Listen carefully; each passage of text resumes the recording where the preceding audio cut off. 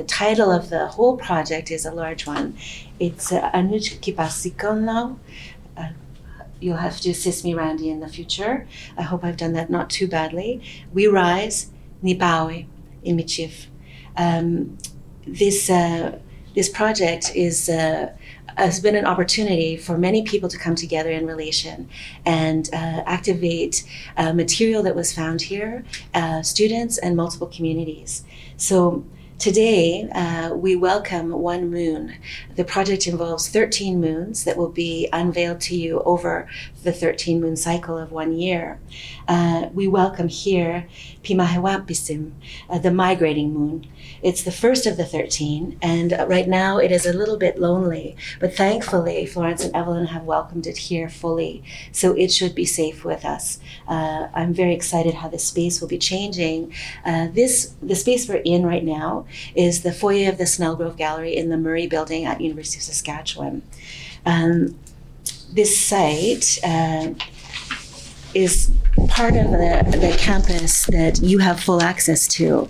Art galleries are spaces for contemplation and engagement, and we hope that you will participate in them fully throughout your time here.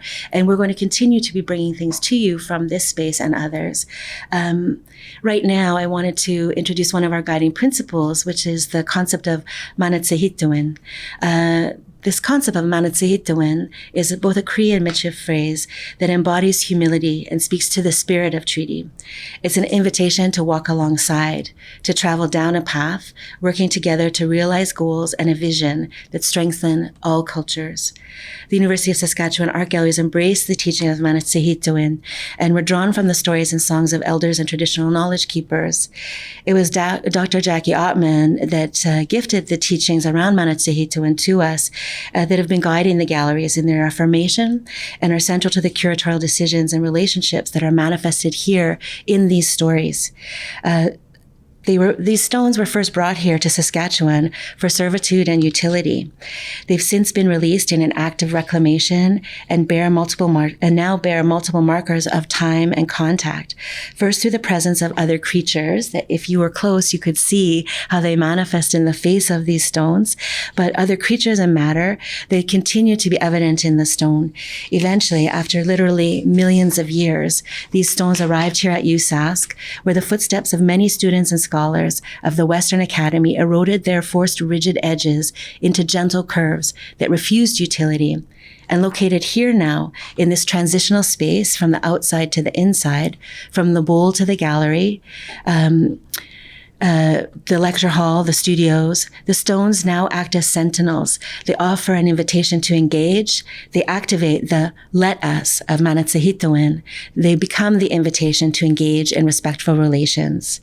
I'm going to borrow from the language, the care-filled language of Dr. Sandy Bonney, who's the ISAP team leader in STEM. As a space dedicated to student voices and central to our campus, this venue is an ideal location to share, which celebrates Indigenous presence in the Academy and foregrounds Indigenous knowledge systems. Honoring the lunar calendar, Anushkipasikana, We Rise, Nipawi, will be installed over the course of 13 moons. Each installation will be marked by the placement of the reclaimed slate stair tread inscribed with the name of the current moon in Cree Nea syllabics. Reclamation of the stairs began at the Snellgrove Gallery in January 2020. So this has been a project long in the making, and it began with an idea of Vanessa Higgin and Sandy Bonney when they came to know of these stairs that had been originally in the Thorvaldsen building. So these slate stairs were used for almost 100 years, and when brought out of them, they were returned to sort of a stone graveyard. And when Vanessa came to know of this work, of these objects, she was prompted to think that this was the next step for the Indigenous Achievement Week to mark their creative project each year. So having done such a remarkable work last year with Ruth Cuthand and the Beads and Stone Project, where Vanessa guided with her beading facility, her own practice as a beader and an artist, and Sandy Bonney's own practice as a geologist and an artist and author, they had developed this project that was really quite remarkable. Last year, they smashed the stone and introduced new ways of working and marking into space. And now we're moving forward, understanding that stone plays an incredible role here at University of Saskatchewan. It is the marker of our campus, but if we can reconsider these stones that have taken millennia to manifest, that we might intervene and play a role in creating the campus anew through our practices as makers, as speakers, as storytellers, and as community. So we have very many special guests here today, not only the participants of the practice of this project. Again, Vanessa is here, Sandy Bonney is here, the elders are here with us, and they've been here from the beginning. But we've got some greetings from our very special guests that were not able to be with us today. It's important to note that people very much wanted to be here. So we're just grateful that they have been able to come from away. So I'm going to ask Sandy to pass me some greetings now. I'd like to start with the greetings from Dr. Jackie Ottman. And again, I've already brought her into the room in a way by bringing up the concept of Manitsahituan and how integral that role was to us at the galleries, and really has been a guiding notion. But Jackie, of course, would have been here today and has been very kind to send us these greetings from wherever she may be right now. So from Jackie comes this. Pinaskawapism, the migrating moon, Kaskatinawapism, Nakwe, is freeze-up moon. I love this concept for the project and the plan for this space through this installation. I appreciate that these stairs are dedicated to student voices and Indigenous presence and knowledge systems at the university. The rising up is very symbolic and resurgence, resilience, and strength of Indigenous people. It's symbolic of the resurgence of resilience and strength of Indigenous peoples.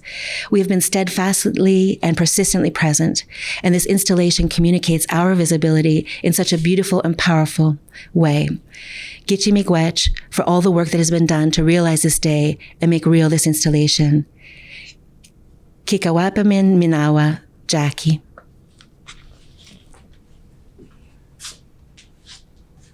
All tech all the time here.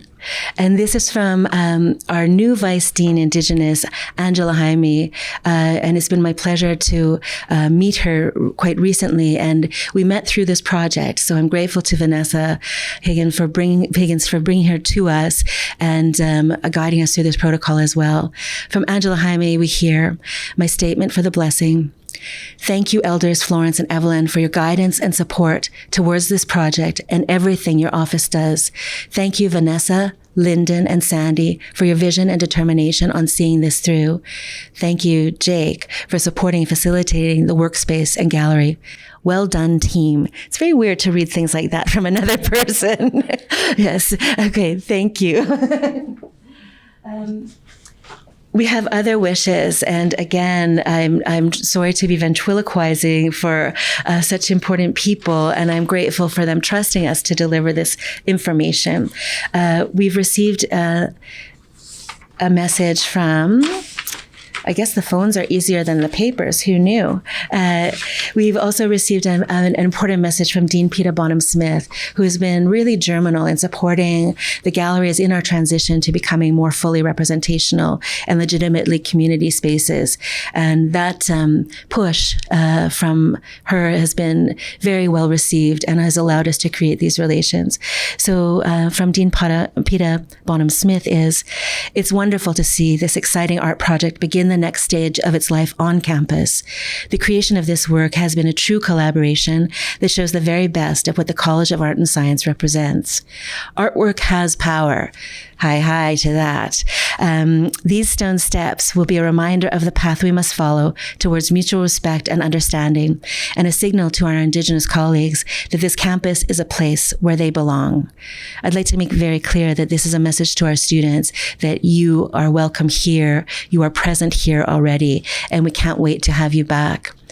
Other guests that have not sent written notes to be read to you, but I wish to acknowledge here, are Lyndon Tatusis, the visiting artist in residence that was so critical to the production of the idea for this work, the decision to work into the lunar calendar, to address the idea that the lunar calendar was not only indicative of Indigenous worldview and methods of telling time, but also something shared with many newcomers. And he wanted that gesture to be made clear, that our ability to understand new ways of structure and that they're not held by only one or another culture was actually an opening for him.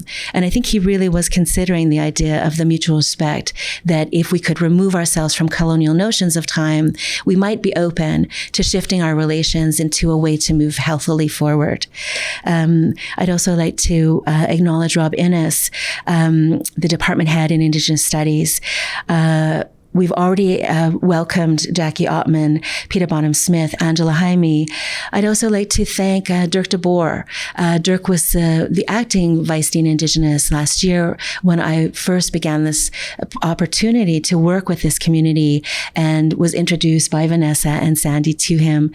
And Dirk was actually with us when we picked up the first trial stones in the stone graveyard. So given that he's lifted one of these items, please and thank you, Dirk. Thanks for joining us today as well. I also would like to say hello to Lisa Vargo and thank her for being here. She's the acting chair in Art and Art History and has also been incredibly supportive of the work we have to do to get people here on campus right now, and has been nothing but an incredible champion for letting us reclaim this space as we need to as a site for art and community. So I think you've heard enough from me. I'm hoping you understand the breadth of the collaboration that's happening here and what it means to make public space together and how we get to inform that one another in relation. And it's my exceptional privilege to be part of this project and to have worked so closely with Sandy Bonney and Vanessa Higgins and the students. So that's the other very important guests here today are the complete ISAP community. And we're here to bring this information to you and this celebration to you. So when I say the ISAP community, of course, I mean the faculty members that are represented there, but I also mean the ISAP students and the peer mentors that play such an incredible role and establish this role of relationships being key to our ability to communicate information to one another and to build a practice of communication that will allow us to move forward in a good way. So as I've brought ISAP in a large way into the conversation, maybe it's a perfect time to introduce Dr. Sandy Bonney.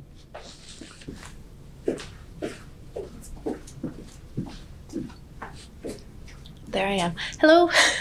So I'm Dr. Sandy Bonney. Many of you know me, probably everyone does. This project began as a collaboration between ISAP, the College of Arts and Science, and the campus galleries. And really what we were hoping to do, beyond those of us with an artistic investment in the project, was to create an opportunity for students to have a real active role in curating the way that knowledge is presented on campus. And it was so exciting to have so many classes from ISAP participate last February, so many student hands helping with the hammer and chisel carving of these stones. All the carving was done by hand. We had a couple of people asked, what machine did you use? We just used community power, really. And so your voices are here, those who contributed, and those who didn't, they're here for you to engage with. What we wanted to do was continue that investment in your campus experience in this term when you guys can't be here with us physically. And so as we install these stairs over the 13 moons, we're going to be using it as a touch point to introduce you to the campus community that you would be experiencing if you were here in person beyond your classes. And one way we're going to do that is to connect you with Indigenous staff and faculty members over the next 13 moons. We're very lucky to have with us today an assistant professor from the Department of Indigenous Studies, Professor Randy Morin. Randy is from Mistahey-Sissippi, Big River, Saskatchewan, and he's a Cree language keeper, a father, a husband, a wonderful helper, Oscapius, to many people in Saskatoon and really the community of our province. And so Randy helped us out in the first week of January when we began this project, introducing us to some of the language and to the moons. And so he's going to speak to that a little bit today. And then he also has a message for you students who have joined us. So Randy, would you like to come up?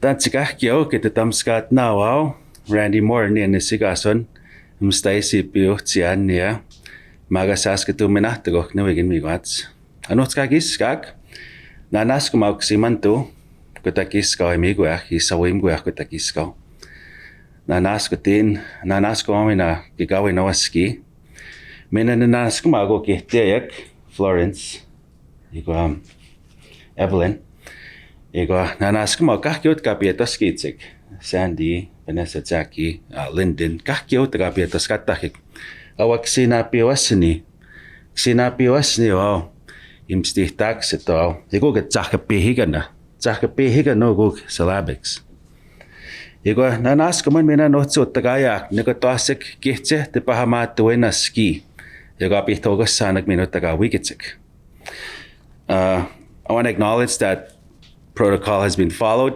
Kistimao has been passed, and I want to thank the Creator for this beautiful day. I introduce myself as Randy Moore from Big River First Nation. I live in Saskatoon currently, and I want to thank all the folks that were involved in this project, and I named them all. And and I mentioned that this is the grandfather rock, Kisena Piwasini we call the grandfather. It's representative in our ceremonies through the pipe. And these are Chakape Higana. These are syllabics. Okay. And this actually says Bimehawepisim. Migrating moon. The project is Anotski Pasiguno. We rise today, Anotski Pasiguno. So I'm very fortunate that I speak the language. I grew up speaking the language. My grandma, she was integral in teaching me the language. She raised me. We buried her last year. She was 107 years old. And, I honor her each day by speaking the language. So this is a great blessing. To see this. I was asked to come and, contribute to the project. So, being that I speak the Plains Cree language fluently, I helped with the syllabics and the writing of Bimihawit Bisim. As you know, our languages are disappearing. We don't say disappearing, actually. They're going to sleep. The statistics are alarming. As we know, there's roughly 63 Indigenous languages, and only 3 are set to stay awake for the next 20 years, roughly. So we got to do our part in keeping our languages. I think what this is going to do for the students coming into the university is it's going to help them. They're going to see, wow, that's part of my culture. I am valued. Because as you know, we have always been here as Indigenous people. We're not going anywhere. Our knowledge systems are just as valid, just as scientific as Western, right? So our ancestors knew through observations, through meditations, through prayer, through communicating with nature, through humility, through gentleness, through love and respect, and reciprocity, like that we had a system, a knowledge system that allowed us to tell time. And this is, through observations with nature. They're flying south, this is the time. And our ancestors knew that, right? And sometimes it's not as deep as people think it is, it's common sense knowledge, really, but it is an honor to be here. And so my message to you all is Akamimok, Gaya Bagetsik. You keep going, you persevere, and you don't give up. Our ancestors fought and died, and suffered for us to be here. They left us many tools to use to help us, especially in these times we're in. These are very unsettling times, and so I just want to tell you, there are ways out there that will help you. You just have to ask. You go to your elders, you go to your ceremonies, and you don't give up. Gaya Baktik. Learn to love yourselves, teach your children well, and that's my message for today. Just Akamimok. And I want to thank everybody for making this happen. I want to thank the elders for smudging and praying. And there's going to be 13 grandfathers, And so anyway, we'll be protected by these grandfathers. Legose. Aho.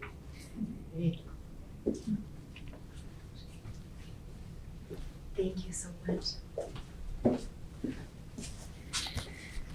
This will be the end of our first celebration of the moon's arriving, and Randy's offering to all of you is such a remarkable one, and I'm very grateful for you taking the time to be with us here today, Randy, reminding you that you have always been here. The stones, as Sandy taught us, these stones are 500 million years old. And when we think about how long it took the White Western Academy to bear this soft edge on them, was less than 100 years. You've been now given the call back to reach out. Know that you have assistance here in the role of ISAP on campus, the faculty and community you can build here, the elders you have access to. It's a remarkable opportunity for you to remind yourself of the knowledge you already hold, and to find the place to emerge in your own exceptional perseverance, talents, and skill. We cannot wait to meet you on campus, but please know we're already here. And I'm so grateful for the participation of the whole community here, and I thank you. So for today, I think that's it. Is this true? Is everybody okay? I'm getting thumbs up. Thumbs up to all of you. This has been a remarkable moment, and thank you for bringing it all to us here. It's a gift to the community that your presence is so fully recognized. Thank you. Goodbye.